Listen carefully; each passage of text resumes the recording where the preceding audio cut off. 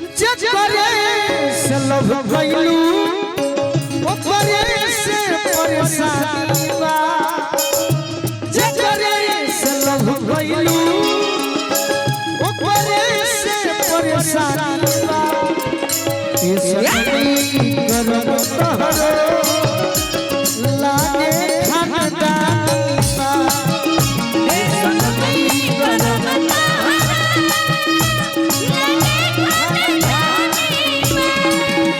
सही अनुपमा के भी अच्छा लागेला हमरो अच्छा लागेला हां जी आ दुनिया के भी अच्छा लागेला सही बाकी आज अफसोस लग जाए ये गरीब के मैं गीत तो बर्बाद हो गई हो गीत ये बर्बाद हो गई कर आज हम रिकॉर्डिंग करके गइले रही थी शूटिंग में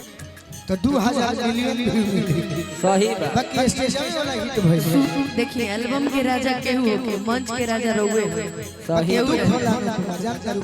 काहे कि अब हमारा करी तो लागी ना अब बसिस भैया से कोई कि भैया कहीं लगवा दी तो लगवा दी हां राजू चाचा से कहो कि ठेकेदारी का बने मुंशियो रख ली आ गरीब में बानी तो का करो बाकी अनुपमा के धन्यवाद हो की गाना के चलते प्रचलित हो गए हां जी जग करे से लव भइलू ओकरे से परेशानी बा जग करे से लव भइलू ओकरे से परेशानी बा ए सखी करम तहरो लागे खानदानी बा ए सखी करम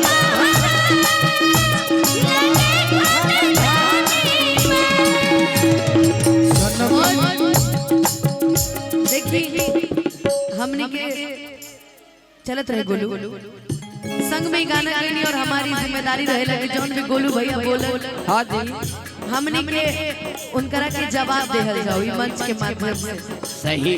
तो हम तुरंत हमरा मन में पता नहीं का बात कि हम तुरंत अपना मन में एगो लाइन बनैली इनकरा तो संगदिल भैया लिखले गए लेकिन हमर लाइन के राइटर हम खुदे होए हां सही जे करे से लव कइली ओह के परेशानी बा जे करे से लव कइली ओह के परेशानी बा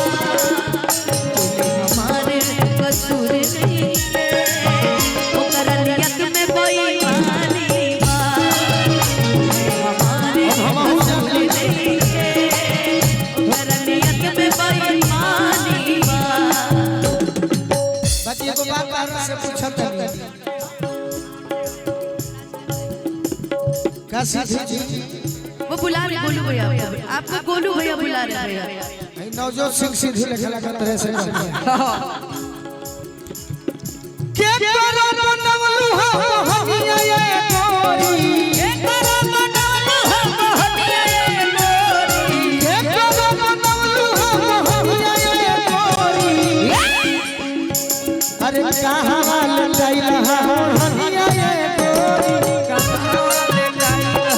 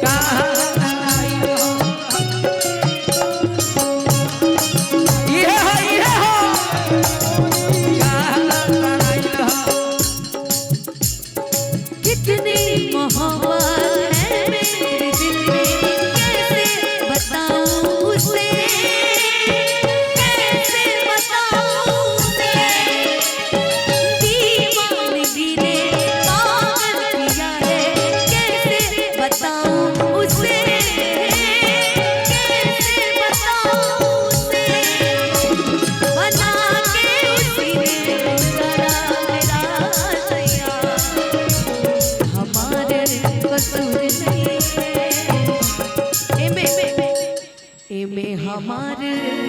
कसूर नहीं खे ई काम कर खानदानी